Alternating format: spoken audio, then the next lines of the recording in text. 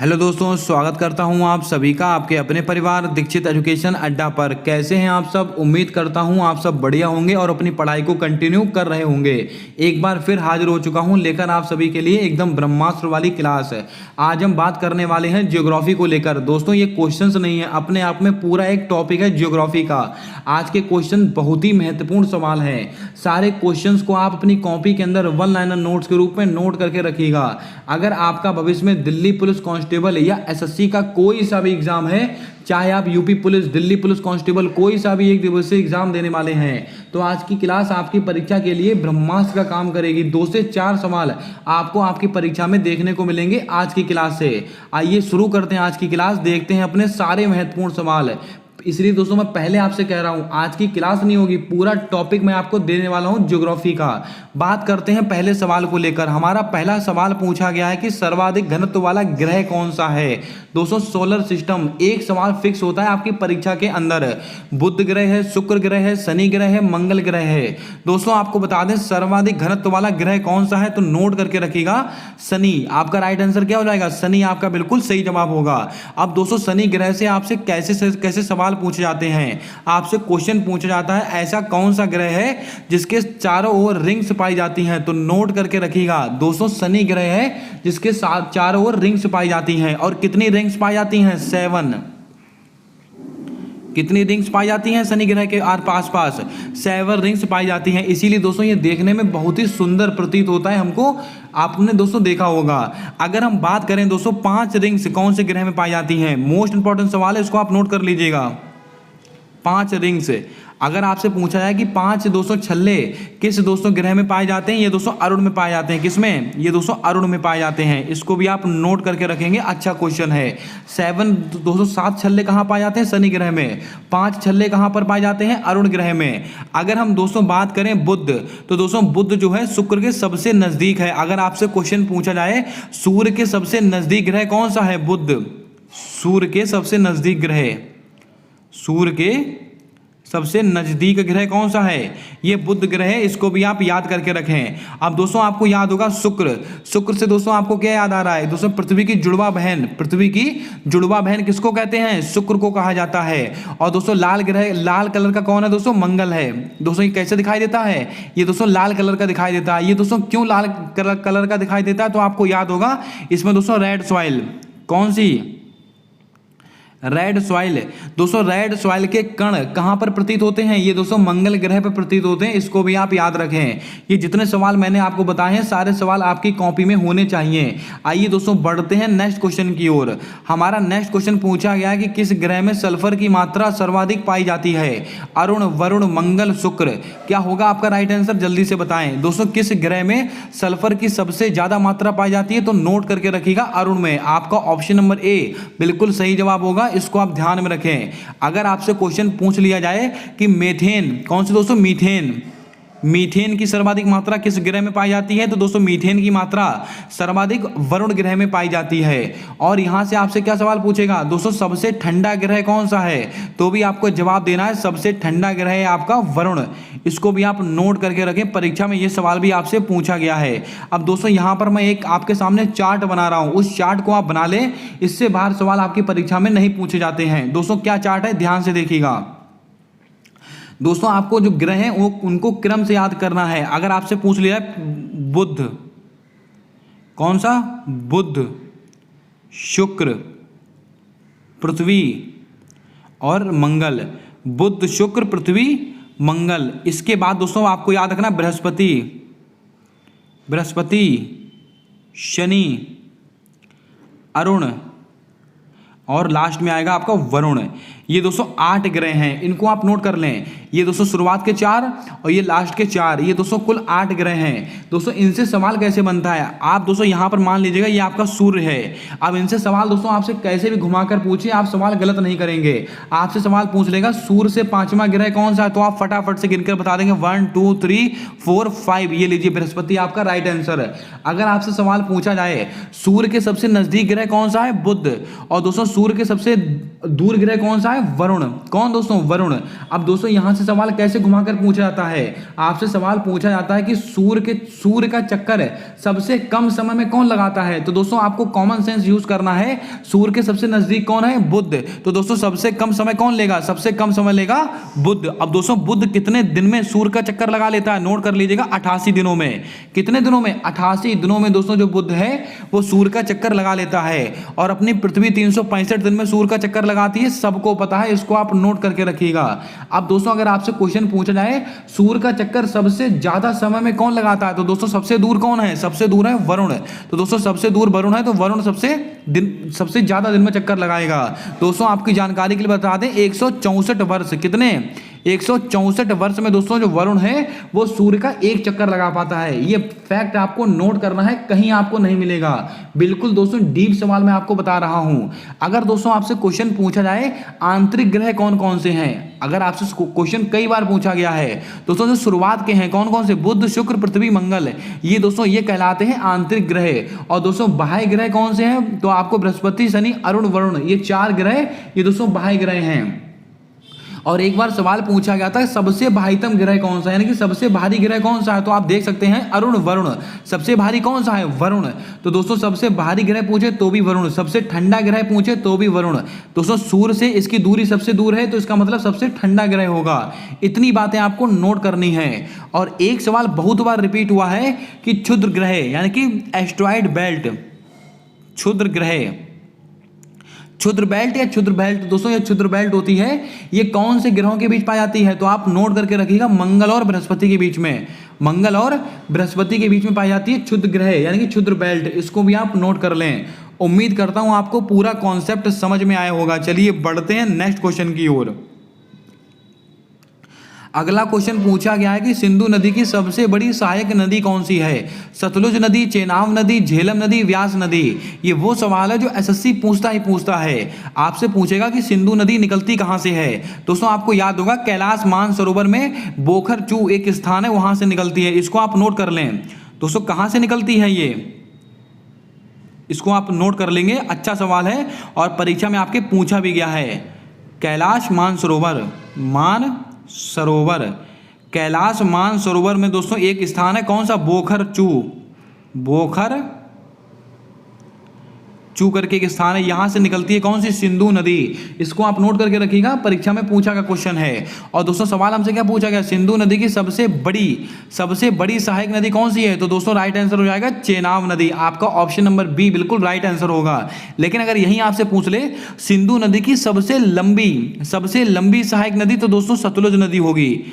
ये सबसे लंबी सहायक नदी है, सबसे लंबी सहायक नदी है। वैसे तो ये सिंधु नदी की सभी सहायक नदियां हैं, सतलुज नदी हो गई, चेनाब नदी हो गई, झेलम नदी हो गई, व्यास नदी हो गई, रावी नदी हो गई।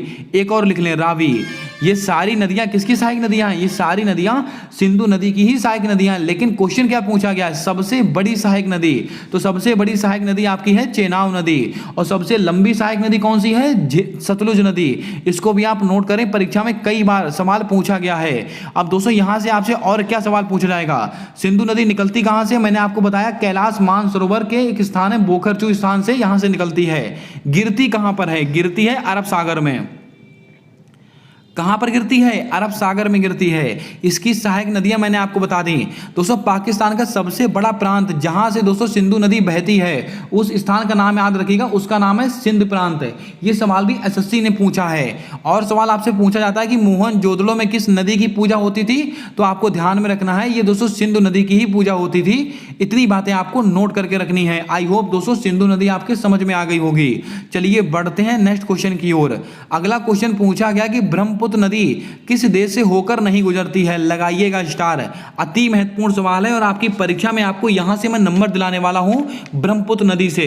दोस्तों ब्रह्मपुत्र नदी किस देश से होकर नहीं गुजरती है? भारत से, बांग्लादेश से, पाकिस्तान से, चीन से। तो आप नोट करके रखिएगा, ये दोस्तों पाकिस्तान से होकर नहीं गुजरती है। और तो दोस्तों कहां से होकर गुजरती है? भारत, बांग्लादेश और चीन। ब्रह्मपुत्र नदी इन सभी देशों से होकर गुजरती है। अब दोस्तों अगर हम बात करें ब्रह्मपुत्र नदी को, दोस्तों बांग्लादेश में कहते क्या है? बांग्लादेश में दोस्तों ब्रह्मपुत्र नदी को कहते हैं जमुना। क्वेश्चन पूछा गया है कि ब्रह्मपुत्र नदी को बांग्लादेश में क्या कहते हैं? जमुना कहते हैं। भारत में दोस्तों ब्रह्मपुत्र ही कहते हैं, आपको याद होगा। दोस्तों तिब्बत यानी कि तिब्बत या चीन, आप तिब्बत कह सकते हैं या चीन कह सकते हैं, तिब्बत या चीन। यहां पर दोस्तों ब्रह्मपुत्र नदी को कहते हैं सांगपो। क्या कहते हैं? सांगपो कहा जाता है। ये बात आपको याद होनी चाहिए। और दोस्तों सवाल बहुत ही महत्वपूर्ण मैं बोल रहा हूं, इसको आप नोट करें। दोस्तों ब्रह्मपुत्र नदी की सबसे बड़ी सहायक नदी, ब्रह्मपुत्र नदी की सबसे बड़ी सहायक नदी की अगर हम बात करें, सुबनसिरी, सुबनसिरी, इसको आप नोट कर लें। आपसे दोस्तों मेरी हम्बल रिक्वेस्ट है, वन लाइनर फैक्ट बनाते चलें। दोस्तों ब्रह्मपुत्र नदी की सबसे बड़ी सहायक नदी कौन सी है? सुबनसिरी। और सबसे लंबी सहायक नदी अगर आपसे पूछे तो पारलांग, पारलांग। इसको भी आप नोट कर लें, सवाल अच्छा है, परीक्षा में आया हुआ क्वेश्चन है।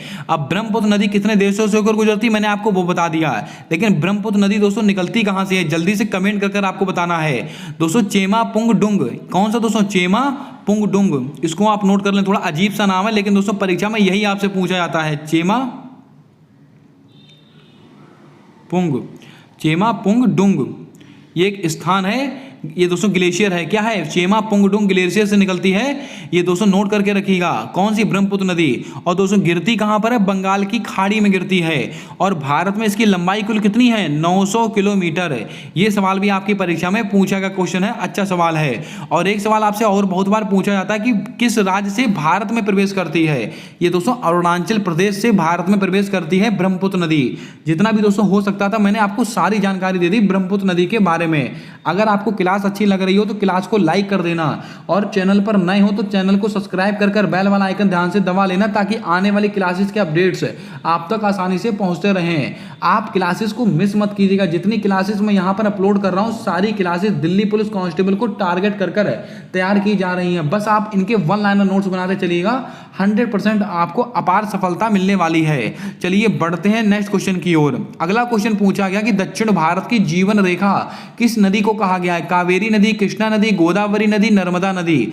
क्या होगा आपका राइट आंसर? जल्दी से बताएं दोस्तों। दक्षिण भारत की जीवन रेखा किस नदी को कहते हैं? ये दोस्तों कहते हैं गोदावरी नदी को। आपको ऑप्शन नंबर सी बिल्कुल राइट आंसर होगा, इसको आप ध्यान में रखेंगे। अगर आपसे दोस्तों क्वेश्चन पूछ लिया जाए दक्षिण गंगा किसको कहते हैं? दो दक्षिण भारत की जीवन रेखा किसको कहते हैं? गोदावरी। लेकिन दक्षिण गंगा के नाम से किसको जानते हैं? कावेरी। इसको कहते हैं दक्षिण गंगा, दक्षिण गंगा। ये क्वेश्चन भी आपको याद रखना है। अगर आपसे दोस्तों क्वेश्चन पूछा जाए मध्य प्रदेश की जीवन रेखा किसकी? मध्य प्रदेश की जीवन रेखा कौन सी है? ये दोस्तों नर्मदा नदी है। अब दोस्तों नर्मदा नदी तो आपको पता ही होगा क्यों महत्वपूर्ण है, क्योंकि दोस्तों उसका उद्गम स्थान कौन सा? अमरकंटक।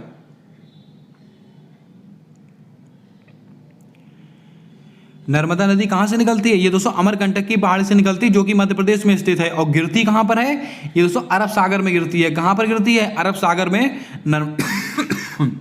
माफ कीजिएगा, अरब सागर में नर्मदा नदी गिरती है। इसको आप ध्यान में रखेंगे। और दोस्तों एक सवाल आपसे कई बार पूछा जाता है, धुआंधार जलप्रपात किस नदी पर स्थित है? नर्मदा नदी पर स्थित है, नागा। और दोस्तों एक है सरदार सरोवर बांध, कौन सा? सरदार सरोवर बांध किस नदी पर स्थित है? नर्मदा नदी पर स्थित है। इतनी बातें आपको नोट करके रखनी है। चलिए बढ़ते हैं नेक्स्ट क्वेश्चन की ओर। दोस्तों हमारा अगला क्वेश्चन पूछा गया कि भारत में सर्वाधिक कौन सी मिट्टी पाई जाती है? जलोढ़ मृदा, रेगुर मृदा, लेटेराइट मृदा, लूमी मृदा। यहां से दोस्तों मैं मृदा के जितना भी कॉन्सेप्ट आपको परीक्षा में पूछा जाता है सारा क्लियर आपको करने वाला हूं। भारत में सर्वाधिक कौन सी मिट्टी पाई जाती है? तो आप नोट करके रखिएगा, ये दोस्तों जलोढ़ मृदा पाई जाती है। कौन सी? जलोढ़ मृदा पाई जाती है। आपको ऑप्शन नंबर ए बिल्कुल सही जवाब होगा। अगर बाई चांस आपसे क्वेश्चन पूछ ले कितने परसेंट पाई जाती है, तो दोस्तों इसका लगभग परसेंट आप याद रखिएगा, 42.44%। ये दोस्तों इतने परसेंट मृदा भारत में पाई जाती है। और दोस्तों सबसे उपजाऊ मृदा, अगर आपसे क्वेश्चन पूछना है सबसे उपजाऊ मृदा कौन सी, तो जलोढ़ मृदा आपका राइट आंसर होगा। अब दोस्तों जितनी मृदा देके रखी है सारे अपने आप में एक सवाल है, इनको सुनते चलिएगा, नोट करते चलिएगा। अब बात करें रेगुर मृदा की, दोस्तों इसको कहते हैं कपासी मृदा। तो दोस्तों कपास की खेती के लिए सर्वाधिक उपयुक्त मृदा कौन सी होती है? रेगुर मृदा। और इसको काली मिट्टी के भी नाम से जाना जाता है, इसको आप याद रखें। और दोस्तों ये कहां पर पाई जाती है सर्वाधिक? तो दोस्तों इनको नोट कर लीजिएगा, महाराष्ट्र। कहां पर पाई जाती है दोस्तों ये काली मृदा? महाराष्ट्र, गुजरात, महाराष्ट्र, गुजरात।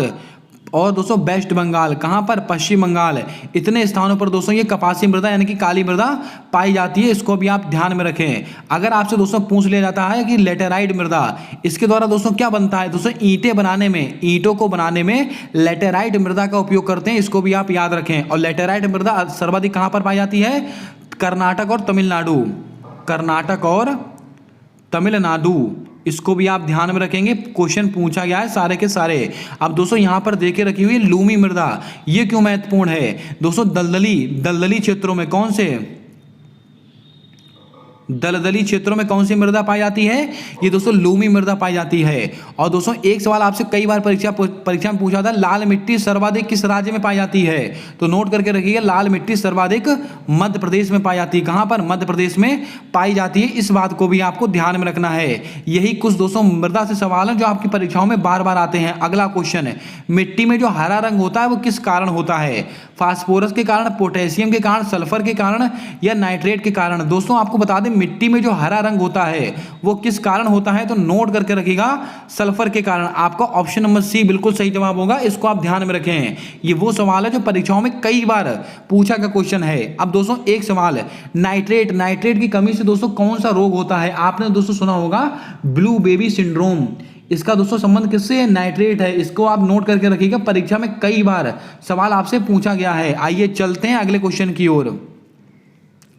दोस्तों कौन सी नदी अपना मार्ग सर्वाधिक बार बदलती है, सवाल बहुत ही महत्वपूर्ण है, बहुत बार पूछा गया है।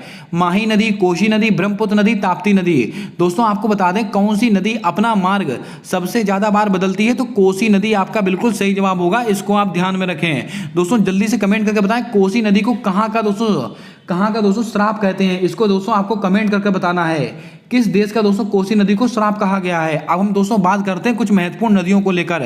ताप्ती नदी परीक्षा में कई बार आई हुई नदी है। इसका दोस्तों उद्गम स्थान कहां से है, ताप्ती नदी का उद्गम स्थान है सतपुड़ा। अगर आपसे पूछ ले ताप्ती नदी का दोस्तों उद्गम स्थान कहां से, सतपुड़ा। सतपुड़ा कहां पर स्थित है, मध्य प्रदेश में स्थित है। और दोस्तों ये गिरती कहां पर, अरब सागर में गिरती है। कहां पर, अरब सागर में गिरती है ताप्ती नदी। इस बात को भी आपको ध्यान में रखना है। और दोस्तों अगर हम बात करें किसकी, माही नदी की, दोस्तों माही नदी दोस्तों यहां पर लिख लीजिएगा महानदी। ये महानदी यहां पर इसको महानदी कर लीजिएगा, इसको दोस्तों महानदी कीजिएगा, महानदी। इसके बारे में कुछ जानकारी मैं आपको और देता हूं। महानदी का दोस्तों इसका उद्गम स्थान कहां से, एक सिहावा। कहां से दोस्तों, ये सिहावा जिला है छत्तीसगढ़ का, सिहावा जिला छत्तीसगढ़ का है। इसको आप ध्यान में रखें। ये दोस्तों महानदी यहां से निकलती है। गिरती कहां पर है, बंगाल की खाड़ी में गिरती है। और दोस्तों महानदी पर दोस्तों कौन सा बांध स्थित है, हीराकुड बांध। इसको आप नोट करेंगे, परीक्षा में आया हुआ क्वेश्चन है। चलिए बढ़ते हैं अगले क्वेश्चन की ओर। हिमालय का कौन सा हिस्सा हिमाद्री के नाम से जाना जाता है, सागर माथा, ग्रेटर हिमालय, चोमोलोंगमा या तेथिस। क्या होगा आपका राइट आंसर, जल्दी से बताएं। यहां से भी दोस्तों 4 से 5 सवाल हैं जो बराबर आपकी परीक्षाओं में पूछे जाते हैं। दोस्तों आपको बता दें हिमालय का कौन सा ऐसा हिस्सा है जो हिमाद्री के नाम से जानते हैं, इसको ग्रेटर हिमालय के नाम से जाना जाता है। तो आपको ऑप्शन नंबर बी बिल्कुल राइट आंसर होगा। इसको आप ध्यान में रखें। दोस्तों नेपाल में क्या कहते हैं, नेपाल में कहते हैं सागर माथा, नेपाल में। अब दोस्तों ये चोमोलोंगमा, ये दोस्तों कहां पर कहते हैं, दोस्तों आपको याद रखना तिब्बत में। तिब्बत में क्या कहा जाता है, चोमोलोंगमा कहा जाता है हिमालय को।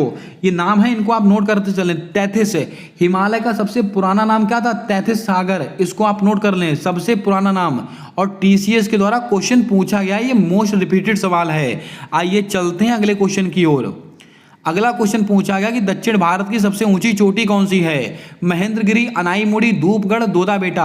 क्या होगा आपका राइट आंसर, जल्दी से बताएं। दोस्तों दक्षिण भारत की सबसे ऊंची चोटी आपसे पूछी गई है, तो दोस्तों आपको नाम याद रखना, अनाईमुड़ी आपका बिल्कुल राइट आंसर होगा। अगर यही आपसे पूछ लिया जाता है भारत की सबसे दक्षिणी चोटी, सवाल दोस्तों आप ध्यानपूर्वक सुनिएगा। अगर दक्षिण भारत की सबसे ऊंची चोटी पूछे तो अनाईमुड़ी। अगर आपसे पूछे भारत की सबसे दक्षिणी चोटी, भारत की सबसे दक्षिणी चोटी, भारत की सबसे दक्षिणी चोटी कौन सी है, तो महेंद्रगिरी आपका बिल्कुल सही जवाब होगा। इसको आप नोट कर लेना, परीक्षा में सवाल घुमा के पूछा जाएगा आपसे।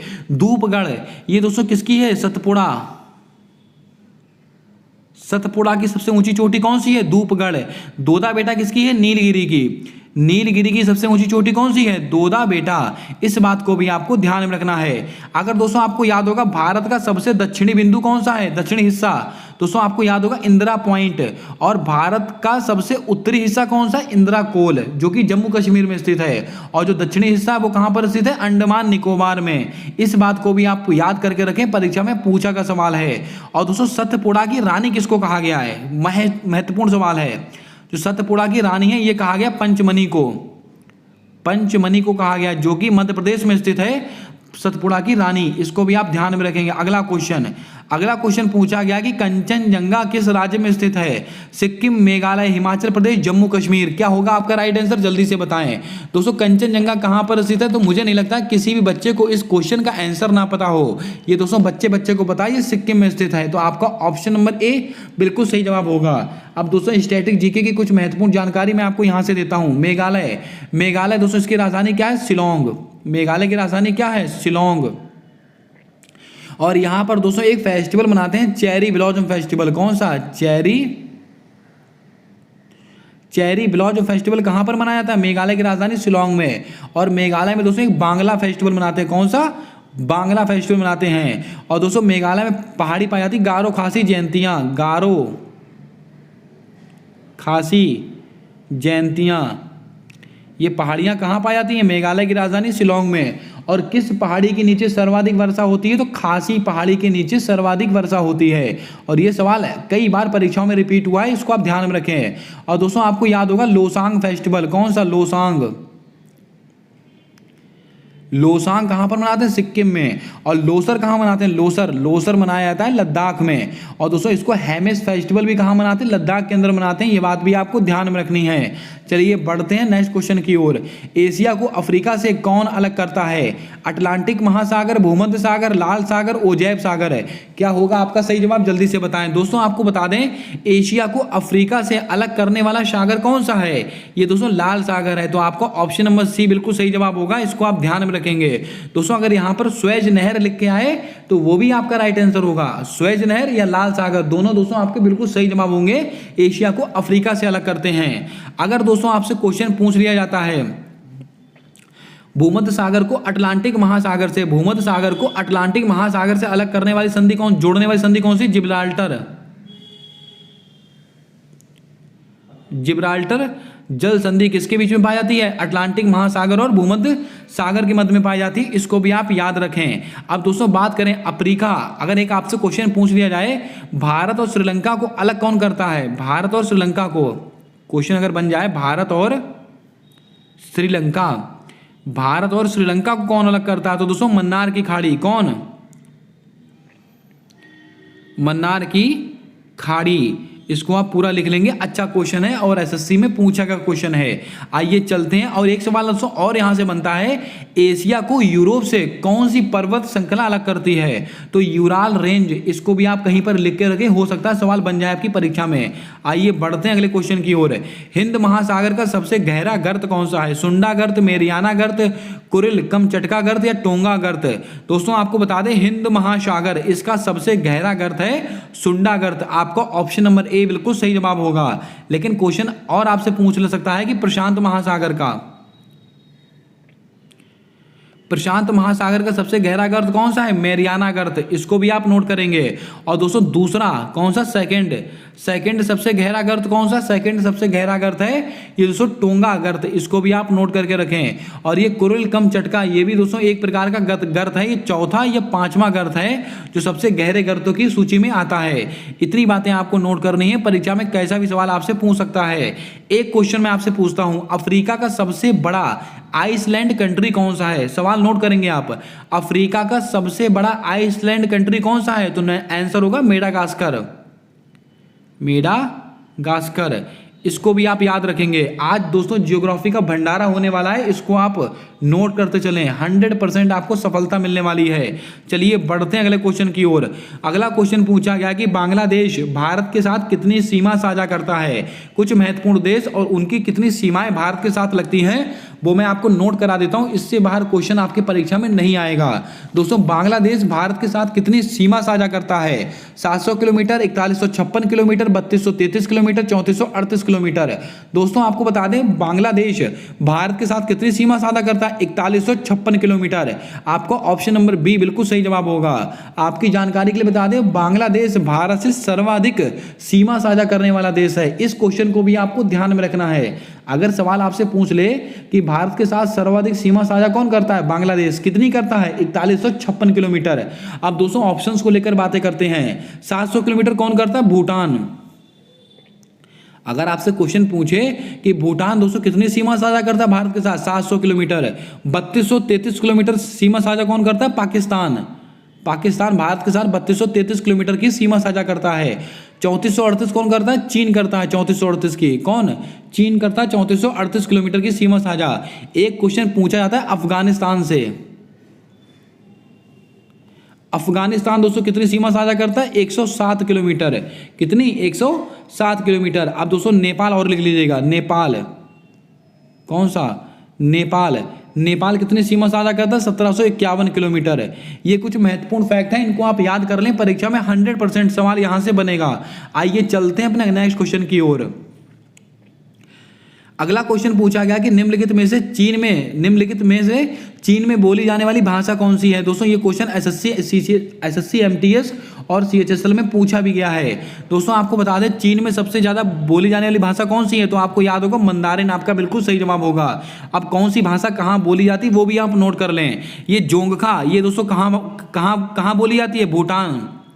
अगर आपसे क्वेश्चन पूछ लिया भूटान की आधिकारिक भाषा कौन सी है, जोंगखा। पश्तो कहाँ की है, पश्तो है दोस्तों अफगानिस्तान की।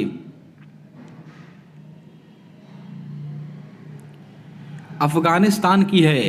दोस्तों वर्मी कहाँ की है, वर्मी है म्यांमार की। वर्मी भाषा है म्यांमार की। अब दोस्तों कुछ महत्वपूर्ण मैं आपको नोट कराता हूं, जैसे कि अगर आपसे पूछा जाए पाकिस्तान की भाषा कौन सी है, उर्दू। दोस्तों बांग्लादेश की बंगाली, नेपाल की नेपाली। लेकिन दोस्तों जो कुछ तो उनके देशों के नाम पर ही, लेकिन जो दो अलग हैं वो मैंने आपको नोट करा दी।